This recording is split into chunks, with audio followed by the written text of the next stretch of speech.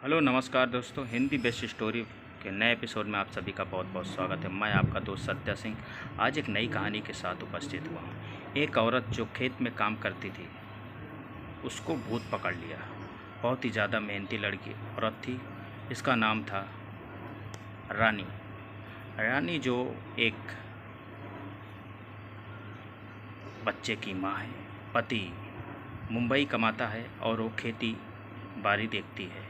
उसकी एक बेटी है जो उसके साथ रहती है। उसकी उम्र तकरीबन 35 साल है। बेटी 10-12 साल की है, मगर बेटी को साथ में लेकर वो खेत में जाती है और काम करती है।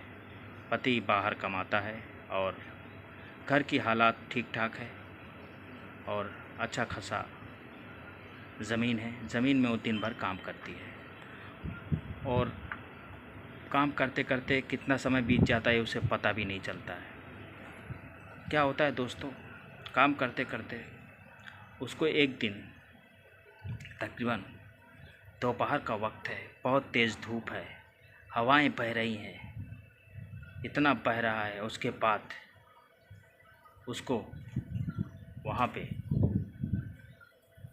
भूत पकड़ लेता है। जब वो भूत पकड़ लेता है तो उसको शरीर उसके बस में नहीं रहती है। वो आँ बाँ बकने लगती है और अपने घर पे पहुंचती है। उसकी बेटी यह सब देख के परेशान हो जाती है कि मेरी माँ को पता नहीं क्या हो गया। हाँ, जब परेशान हो जाती मेरी माँ को क्या हो गया, हमारी माँ आँ बाँ बकने लगती है। बेटी दौड़े दौड़े एक झोला छाप डॉक्टर रहते हैं पटेल करके, उनके पास जाती है, उनको बुला के लाती है। देखो डॉक्टर साहब, मेरी माँ को क्या हुआ। डॉक्टर साहब उसे इंजेक्शन देते हैं, उसके बाद कुछ दवा देते हैं, वो खाती है और सो जाती है। जब तक दवा का असर रहता है वो कुछ नहीं करती। जैसे दवा का असर समाप्त होता है फिर वो आवाज़ पकने लगती है। उसका शरीर उड़ने लगता है, इतने इतने ऊपर उड़ जाती थी और शरीर हटने लगता है।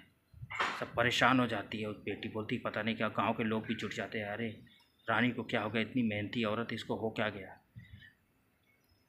उसकी बेटी जो है अपने पिताजी को फ़ोन करती है मुंबई, ऐसे ऐसी बात है। पिताजी भी चौंक जाते हैं।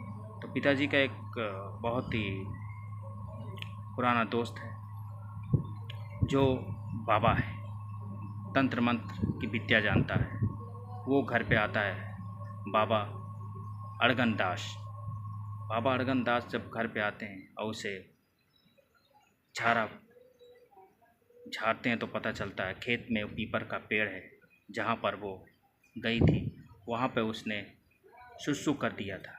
इसीलिए वो पीपल का पेड़ के नीचे जब सुसु की तो वहाँ के जो पीपड़ी पेड़ में जो पहलवान वीर बाबा नाराज़ हो गए और इसके ऊपर सवार हो गए। इसीलिए इस तरह की हरकतें कर रही है। इसको झाड़ना पड़ेगा। इसके लिए हमें उस पीपल के पेड़ के नीचे जाना पड़ेगा जहाँ पर ये सुसु की थी।